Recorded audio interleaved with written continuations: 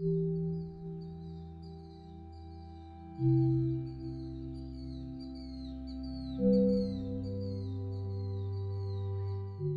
ladies and gentlemen and welcome to School Science. My name is Luke and this is the Everton Stadium update for the 8th of March 2025. Now we tried to go back a little bit and do something a little bit, different. I like going over this clock tower every now and then, especially when I'm operating off by Central Quay. It's nice, it's a nice little change of things. And overall the stadium, as we know, it is pretty much finished, ready to go. I overheard someone correct me on this please. I overheard someone mentioning on one of the other Everton channels that this second test event's gone from 25,000 to 35,000. Is this true? Can someone please put in the comments below? I haven't heard anything from Everton themselves confirming or denying this, but if that's the case, then get in. Because that means the third test event would be literally full capacity, and it would most likely be a tribute match to one of the players, that most likely being Seamus Coleman. But yeah. So today, the only thing that's really of a mention is the Everton Way, so there is actually a bit of an update on that. I've also managed to get nice and close to these, so what I'm going to do is, as we're flying over, I am going to identify each plaque that I can see so far, and I've got them nice and close. I did actually mention a player on there that isn't on there, and it's an Everton player that did actually go to Liverpool. I don't know why I mentioned him, I do apologise for mentioning him, and I don't think we'll mention him again, and it wasn't Nick Barmby, by the way. No one ever has to talk about that clown ever again.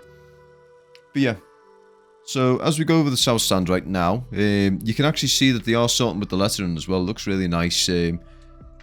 I'm curious though, where the way the lettering is and everything. Has anyone got like a partial plaque, do you think? That's like sort of in between the lettering? If that was the case, that'd be awesome.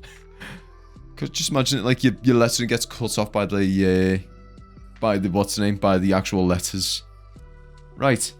So going over these right now, so we're going from, let's see, top right all the way to bottom left. So for the first one, you've got Duncan Ferguson, you've got Derek Temple, Paul Bracewell, Mick Lyons, Psychopath, and Kevin Sheedy. On the next one, we can see Adrian Heath, Ray Wilson, Brian LeBone, Kevin Radcliffe, Harry Catterick, sorry. I'm having to do this in speed. Harry Catterick and Dave Hickson. And then the last one has got Neville Southall, Alan Ball, Colin Harvey, Howard Kendall, Dixie Dean, and Alex Young. So those are the ones that are in there so far. Now I know for a fact that there is going to be more on the other side. So past the first tee of Everton on the other side, there should be more of the Legends plaques down there, I'm assuming. And I think some of these ones that'll be there will be more closer to the time. So the likes of your Tim Cahill's and stuff like that. Your Tim Cahill's. You can't really do Duncan Ferguson. So I can't even confirm whether that's actually going to be the case. I would like to see, the likes of Alan Ball, Andy Gray. Who else? There's a lot that I would like to see on there in terms of like the legends on there. But yeah, so that's how Santa is actually doing some great progress in regards to the Everton Way. They're moving with some breakneck speed, so they did say they were expecting to finish around early to mid-April.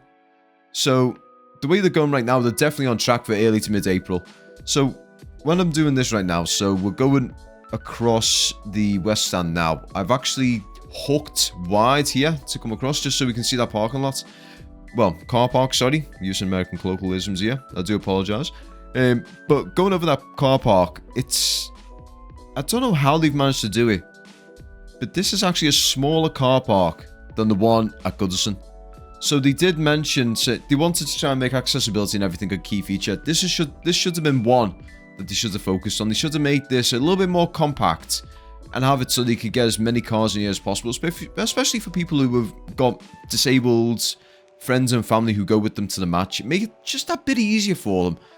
I am assuming that they are going to actually give that access to some of the disabled people, but I'm also assuming a lot of that's going to be, stadium staff and everything, as well as players, coaching staff, and hospitality staff. That's my shot in the dark in regards to it. I could be completely wrong. That could be purely accessibility, and I don't even know what I'm talking about. But yeah, so as we go over the stadium now, I go a little bit mad with the drone here just because I'm trying to cover a lot of things. When I was in here for the first test event, the camera angle that they had was where the hospitality is. I don't think that was the true camera. There is actually gangways underneath the roof of the stadium. I'm assuming that's where the cameras are going to be positioned and everything.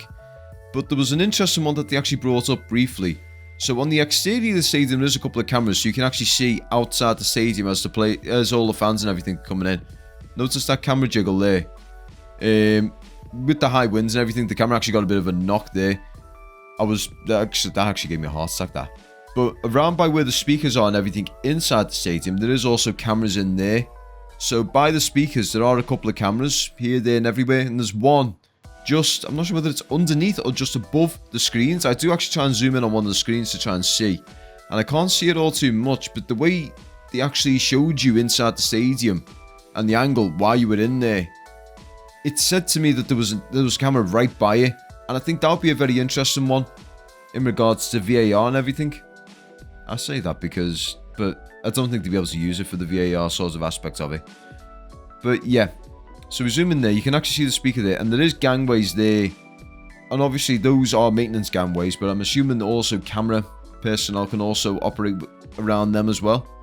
But I do think they need to invest in the pulley system that they have in some of the other stadiums. I've seen in the likes of Anfield, in the Emirates, in the Etihad. That would be a really welcomed addition, I think, myself. But in any case, guys, I hope you guys enjoy the rest of the week. I know I am. It's going to be a nice warm week again, I think, if I'm not mistaken. But in any case, guys, my name is Luke. Up the fucking toffees. Thank you for watching. Have a good one.